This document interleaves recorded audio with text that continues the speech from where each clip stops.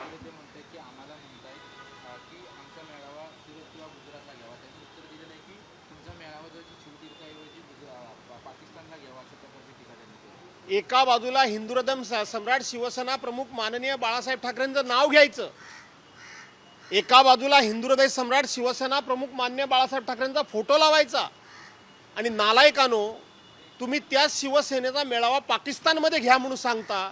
याचा अर्थ ढवळ्याच्या शेजारी पवळा बांधला, गुण नाही पण वाण लागला. भारतीय जनता पार्टीला सकाळ संध्याकाळ पाकिस्तानचं नाव घेतल्याशिवाय झोप लागत नाही, पाकिस्तानचं नाव घेतल्याशिवाय त्यांचा कुठलाही दिवस सुरू होत नाही.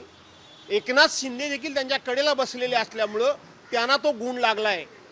शिवसेनेचा मेळावा म्हणजे हिंदुत्वाचा अंगार, शिवसेनेचा मेळावा म्हणजे मराठी माणसाचा हुंकार, आणि शिवसेनेचा मेळावा म्हणजे जगाच्या पाठीवर एकच मैदान, एकच नेता, एकच झेंडा आणि एकच विचार, अशा प्रकारचा होणारा मेळावा हा जगाच्या पाठीवर, हा शिवतीर्थावर शिवसेनेचा होतो.